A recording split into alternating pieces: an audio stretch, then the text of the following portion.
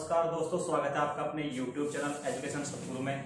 और आज मैं आपके सामने फिर से हाजिर हूं एक नई वीडियो के साथ में।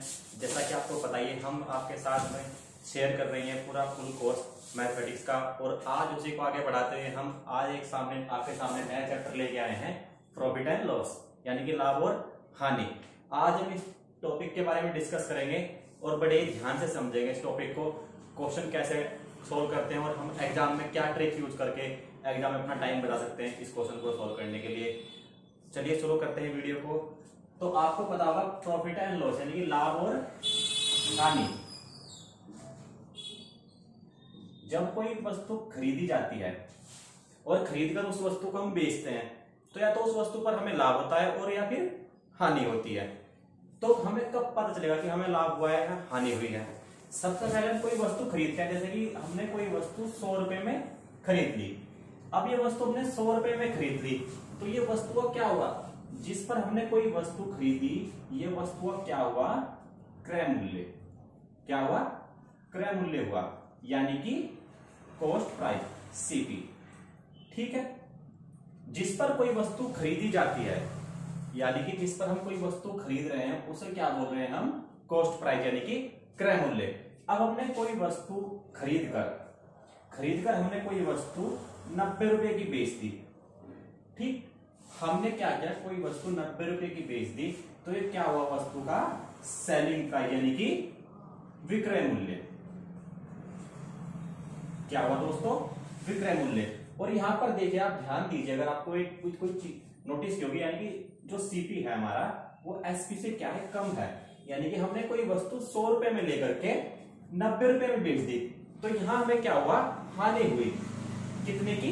ये जो 10 रुपए की, ये जो 10 रुपए हमें कम हुए, इसको क्या बोल लेंगे हम? हानि, यानी कि लॉस।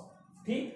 अगर भाई इस 100 रुपए की चीज को हम 90 रुपए में ना बेच करके 120 या 100 रुपए से अधिक किसी भी दाम पर बेचते, तो ये क्या होता? ये भी वस्तु क्या होता? सेलिंग प्राइस होता। अब यहां पर देखो हमें क्या हुआ? 100 रुपए की चीज खरीदकर हमने 120 में बेच दी, तो कितने रुपए अधिक में बेची? 20 रुपए अधिक में। जो ये अधिक में बेची, ये क्या हुआ? वस्तु का जो उस प्रॉफिट, यानी कि उस व्यक्ति को क्या हुआ? ये लाभ हुआ। ठीक। तो सिंपल सी बात है, अगर कोई वस्तु जितने रुपए में हम खरीद रहे हैं, तो उसको क्या बोल लेंगे? क्रय मूल्य। और जितने रुपए में उसको बेच रहे हैं, उसको क्या बोल लेंगे हम? विक्रय मूल्य। एक चीज और होती है जिसे हम बोलते हैं एमआरपी। एमआरपी क्या होता है? किसी भी वस्तु का अंकित मूल्य एमआरपी कहलाता है। यानी कि कोई वस्तु हमने खरीद ली और उस पर अपनी मर्जी से कोई मूल्य अंकित कर दे, जिसको हम क्या बोलते हैं? एमआरपी बोलते हैं। एमआरपी का बस इतना है कि इस पर छूट दी जाती है। क्या? जो छूट काउंट होती है, छूट परसेंटेज होता है, वो किस पर काउंट होता है? एमआरपी पर, यानी कि जिसको हम बोलते हैं बट्टा। ठीक। और ये तो थी 20 रुपए का लाभ हुआ। अगर कहीं पूछ रहे कितने परसेंट का लाभ हुआ, इसी वस्तु पर हमने 20 रुपए कमा लिए, ये 20 रुपए का लाभ हुआ, पूछ रहे कितने परसेंट का लाभ हुआ। प्रॉफिट निकालने के लिए क्या करते हैं हम? लाभ बटे क्रय मूल्य कितना? 100 रुपए, परसेंटेज गुणा 100। तो कितने रुपए का लाभ हुआ? 20% का। रुपए का तो हुआ 20 का, लेकिन परसेंट कितने का हुआ? 20 का। अगर इनमें बात करूं, हानि कितने की हुई? 10 रुपए की। कितने पर? 100 पर। और परसेंटेज निकालने के लिए क्या करो हमें? 100 से गुणा। तो कितने की हानि? 10% की हानि। तो यहां से आपने एक बात समझी कि अगर हमें हानि परसेंटेज या लाभ प्रतिशत निकालना है, तो हम क्या करेंगे? लाभ यानी प्रॉफिट अपॉन सीपी गुना 100। ये क्या होता है हमारा? लाभ परसेंटेज। अगर वही मुझे हानि परसेंटेज निकालना, तो क्या करूं मैं? लॉस अपॉन में सीपी गुने 100। ये क्या होगा मेरा? हानि प्रतिशत। आप देखना, एक बात नोटिस और की होगी कि हमेशा चाहे तो लाभ हो या हानि हो, हम हमेशा किस पर काउंट करते हैं? सीपी पर। किस पर? क्रय मूल्य पर। ठीक है। यहां तक समझ में आया? तो चलिए बढ़ते हैं क्वेश्चन की ओर। क्वेश्चन से बड़े ध्यान से समझेंगे और अच्छे तरीके से समझते चलेंगे, प्यार से समझेंगे क्वेश्चन को। क्वेश्चन देखते हैं। क्वेश्चन हमारा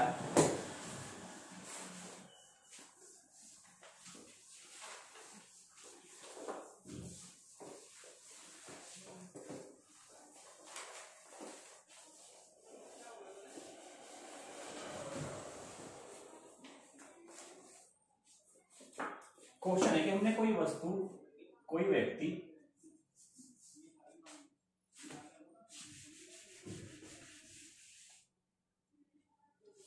एक व्यक्ति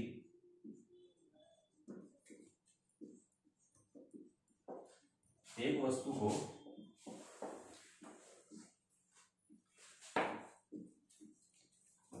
₹250 में बेचता है।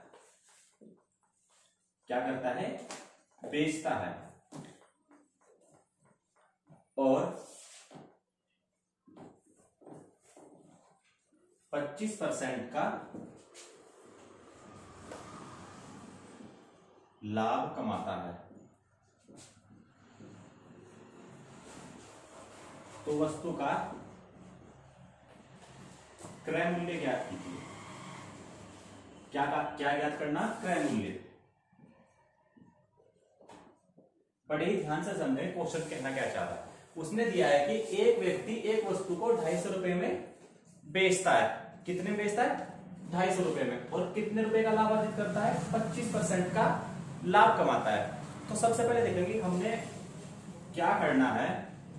हमें सीपी निकालना है। तो सीपी निकालने के लिए मैं क्या करूंगा? सीपी को 100 मान लूंगा। मैंने क्या किया? उसका कॉस्ट प्राइस मान लिया 100। अब जब कोई वस्तु ₹100 में खरीदी और बेची कहां? कितने में? 25% के लाभ में। अब 100 का 25% कितना होगा? 25 रुपए क्या होगा? प्रॉफिट होगा। तो कितने में बेचूंगा मैं इसको? 125 में। और जो मैंने पहले बताया था जिस पर हम बेचते हैं उसको क्या बोलते हैं? सेलिंग प्राइस, यानी कि विक्रय मूल्य। उसने दिया क्या है यहां पर? वस्तु को ₹250 में बेचता है। अब यही जो 125% है किसके बराबर है? ₹250 के। तो 1% किसके बराबर होगा? 2 के। जब 1% 2 के बराबर है तो मैंने यहां पर क्रय मूल्य कितना माना है? ₹100। तो 100% किसके बराबर होगा? 200 के बराबर। ठीक है, आई समझ में बात? तो क्रय मूल्य कितना आ गया? ₹200। अगला क्वेश्चन देखते हैं हम।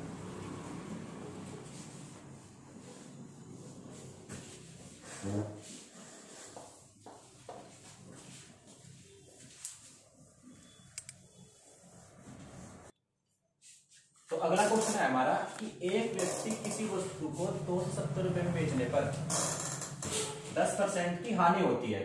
तो वस्तु का क्रय मूल्य ज्ञात कीजिए। पहला क्वेश्चन जो हमने देखा उसमें क्या था?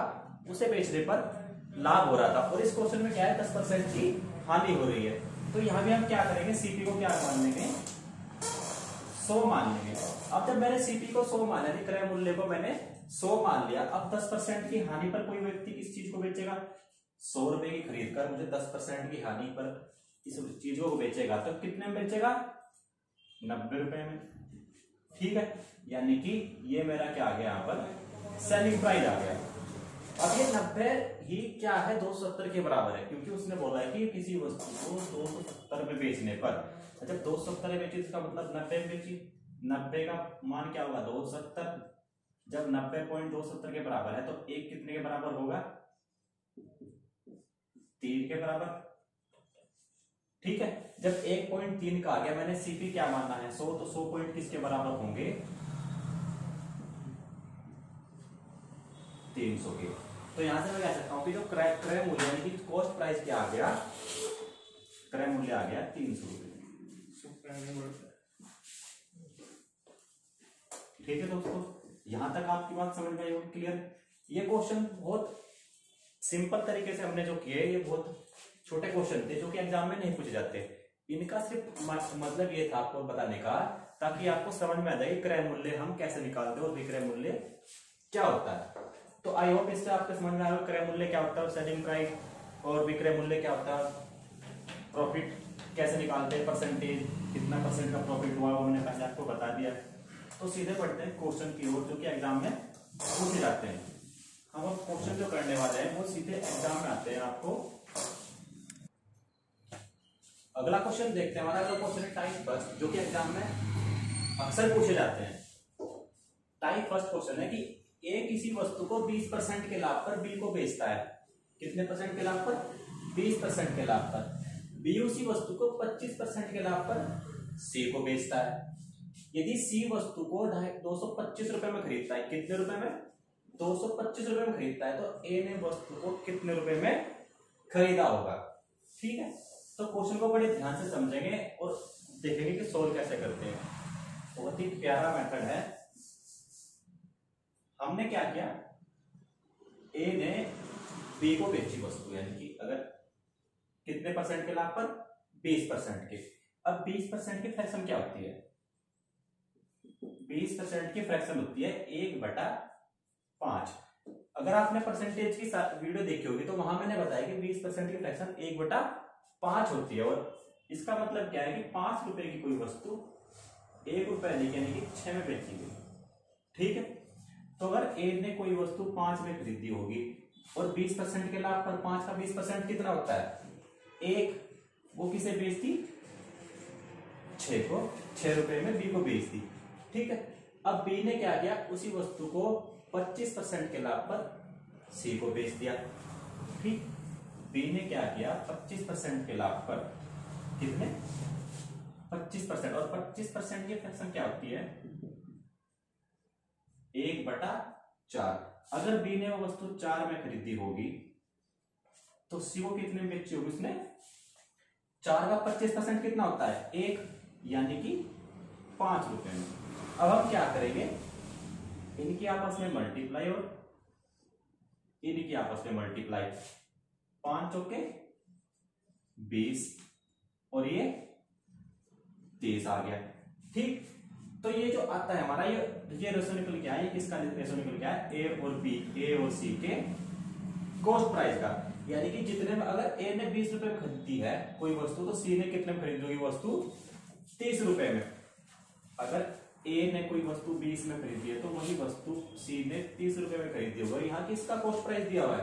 क्वेश्चन में दिया कि सी ने वस्तु को 225 रुपए में खरीदा। कितने में? 225 में। इसका रेशो निकाल ले तो हम कितना दे रहे हैं? 2:3, यानी कि 2x और 3x। और यही 3x किसके बराबर दिया है? 3x दिया है 225 के बराबर।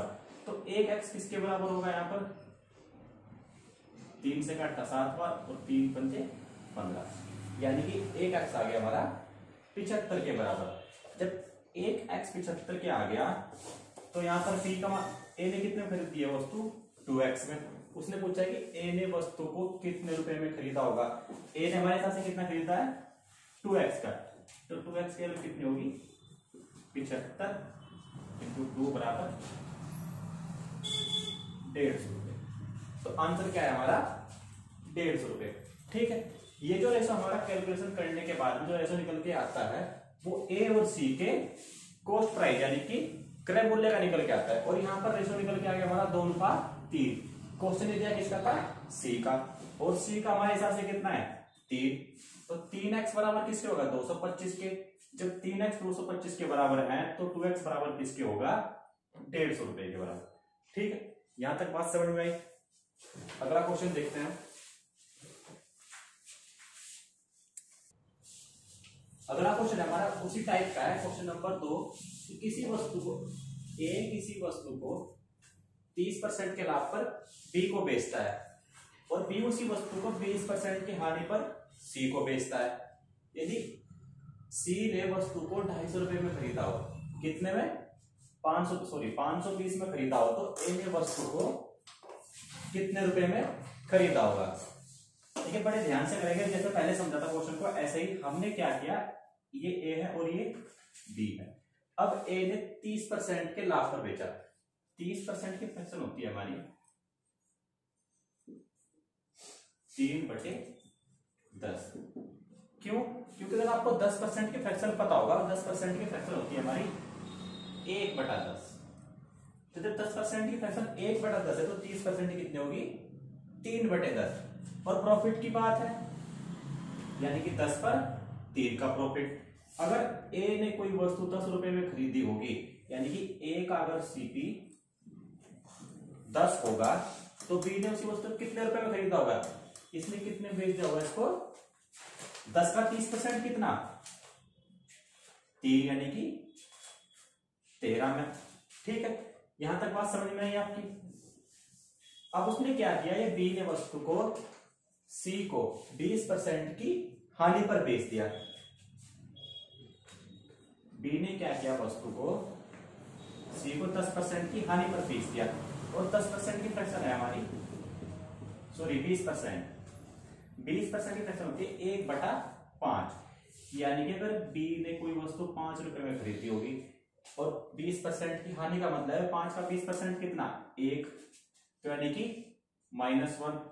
1 कम में बेचेगा तो कितने बेचेगा 4 में। ठीक, अब हम क्या करेंगे, इनकी आपस में मल्टीप्लाई और इनकी आपस में मल्टीप्लाई। पहले देख लो ये कितना आ गया 50 और ये आ गया 52। ठीक, ये किसका रेशो निकल के आया, ए और सी के कॉस्ट प्राइस का। जैसा मैंने पहले क्वेश्चन में आपको बताया था, ये जो कैलकुलेशन करने के बाद हमारे पास निकल के आता है ये ए और सी के कॉस्ट प्राइस का निकल के आता है रेशो। ठीक, उसने किसका दिया है, सी का। सी ने वस्तु को 520 रुपए में खरीदा यानी कि सी का कॉस्ट प्राइस, सी का क्रय मूल्य कितना है 520 है और हमारे हिसाब से कितना है 52 है। इसको मान लेता हूं रेशो है तो उसको कोई रेशो होगा 500 यानी x, तो ये 52x किसके बराबर आ गया 520 के। यहां से एक x की वैल्यू कितनी आ गई 10।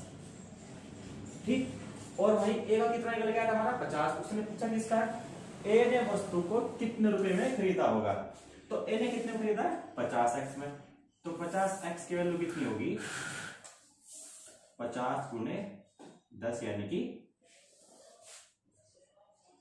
500 रुपए। ए ने वस्तु कितने खरीदा होगा 500 रुपए में। ठीक है, आई बात समझ में। तो ये थे हमारे इस तरह के क्वेश्चन। अगर इसमें वो यही बी भी अगर यहां तो दे रखे उसमें तो अगर वो बोलते कि सी ने वस्तु को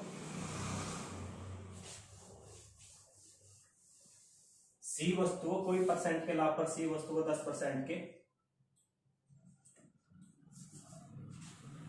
10% की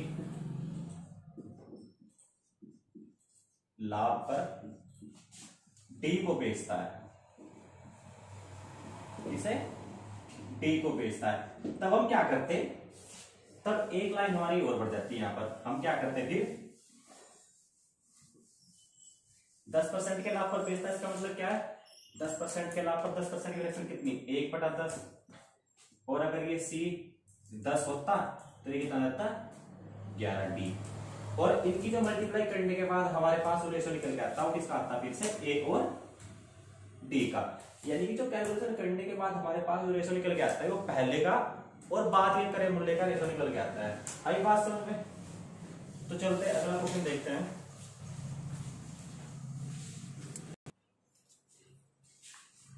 तो हमने पिछले क्वेश्चन में पढ़ा और अगला टाइप देखते हैं क्या हमारा अगला टाइप है, एक मशीन को 10% के लाभ पर बेचा जाता है।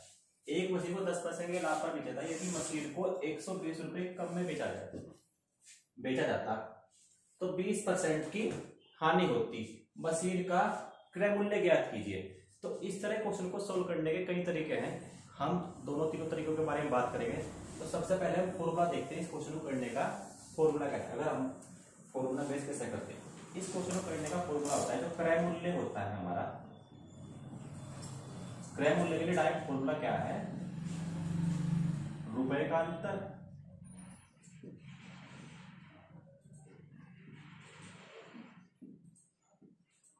अपॉन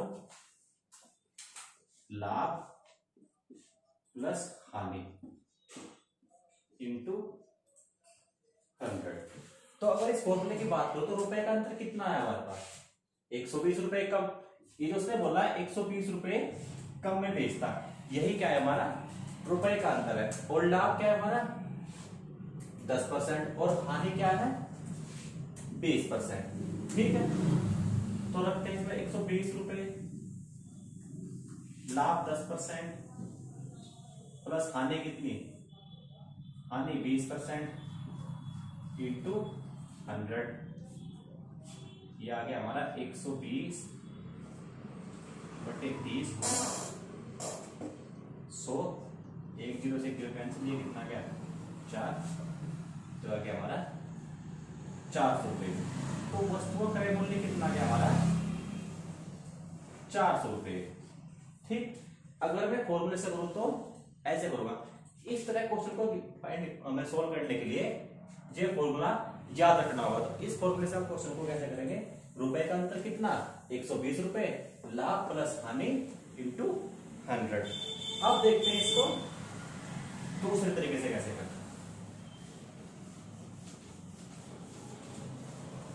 जो भी आपको एग्जाम में अच्छा लगे, जो भी आपका टाइम बचाए, उस तरीके से क्वेश्चन को सोल्व करना है। ये नहीं कि अगर ट्रिक बता दी गई तो उस ट्रिक से सोल्व करना है, क्या पता इस क्वेश्चन में कौन सी ट्रिक यूज होती है, कौन सी ट्रिक नहीं होती। तो हमेशा वही तरीका अपनाए जो आपको अच्छा लगता हो। अब हम देखते हैं अगला तरीका क्वेश्चन को सोल्व करने का।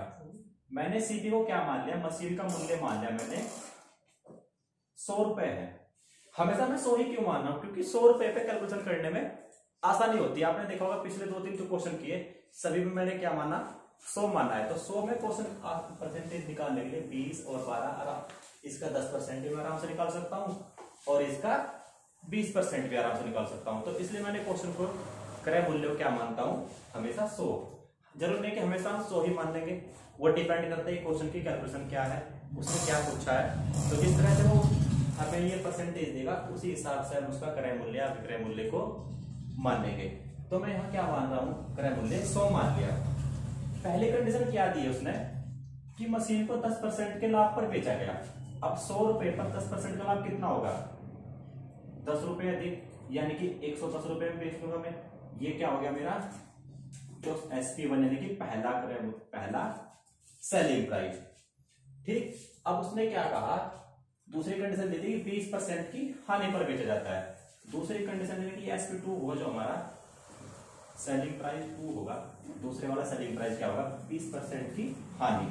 अब यहाँ पर 20% की हानि का क्या मतलब है, 100 रुपए की चीज पर 20% की हानि हुई तो वस्तु कितने रुपए में बेची होगी 80 में। आई बात समझ में। वहीं अगर मैं इसको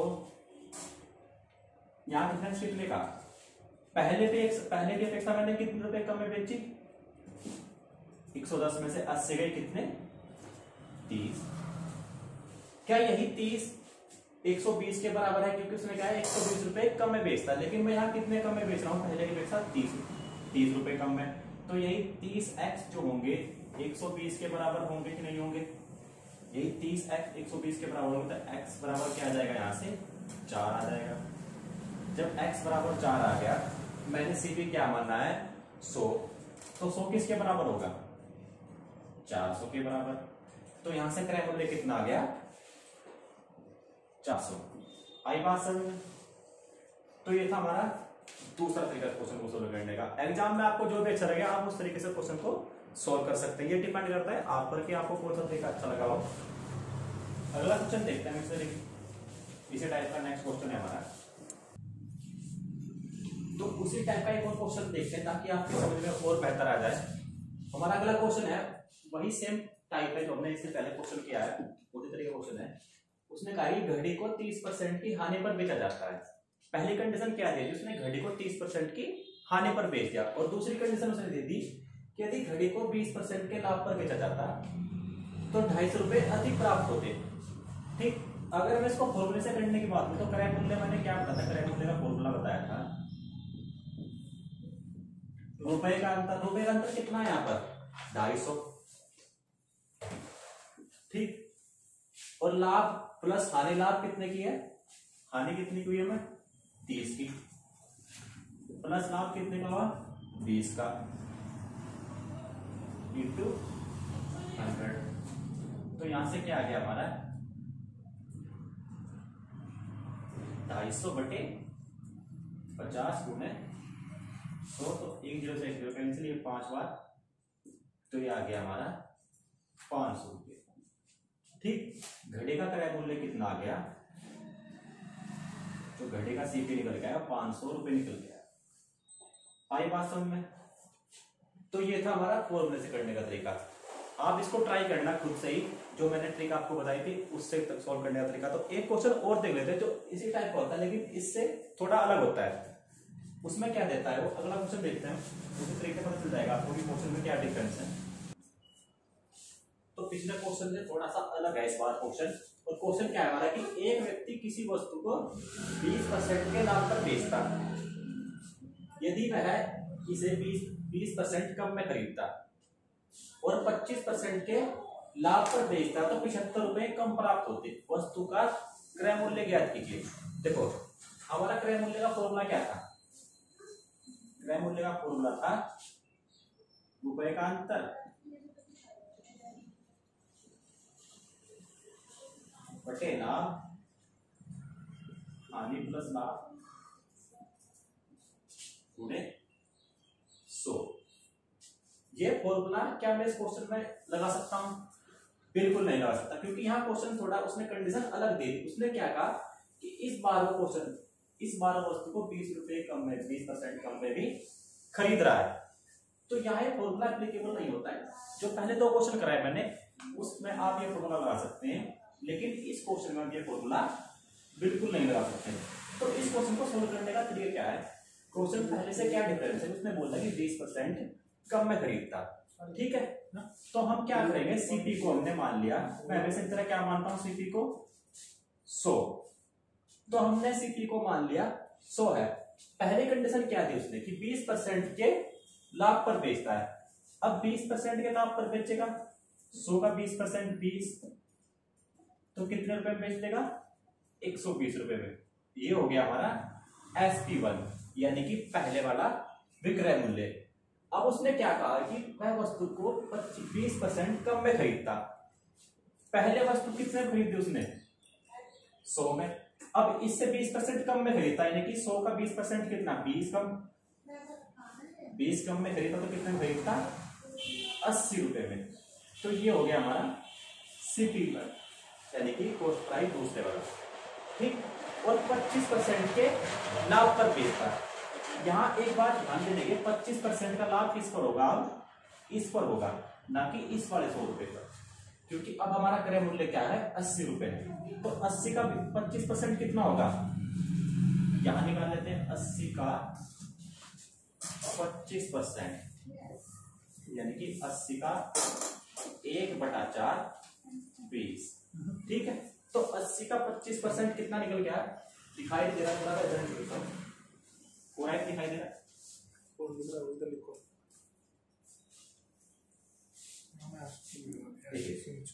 80 रुपए का 25% कितना होगा, 80 का 25/100 यानी कि 20 आ गया। कितना आ गया, 80 का 25% कितना आ गया, 20। अब मुझे 80 रुपए पर 25% का लाभ कमाना है, तो यानी कि 20 रुपए अधिक बेचूंगा मैं, 20 रुपए अधिक बेचूंगा, यानी कितने रुपए में बेचूंगा,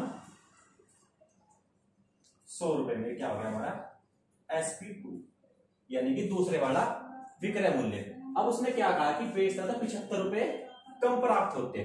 पहले कितने मिल रहे थे वहां पर, 120 रुपए, लेकिन अब कितने मिल रहे हैं, 100 रुपए। हमारे हिसाब से क्वेश्चन में कितने रुपए कम मिल रहे हैं, 20 रुपए।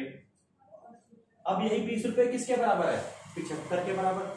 तो मैं यहां से कह सकता हूं कि 20.75 के बराबर है, तो एक पॉइंट किसके बराबर होगा, 75/20 के। और मैंने वस्तु का क्रय मूल्य क्या मानना है, 100, तो यहां से 100 पॉइंट किसके बराबर होंगे,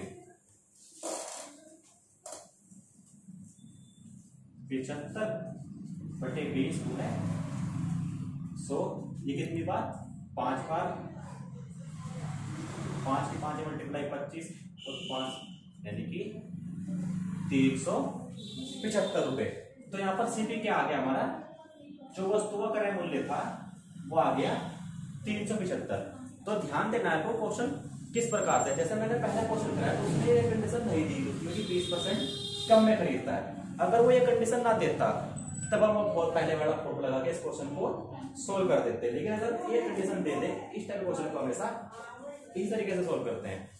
तो ये था आज की हमारी वीडियो और आई होप आपको वीडियो अच्छी लगी होगी और समझ में भी आया होगा।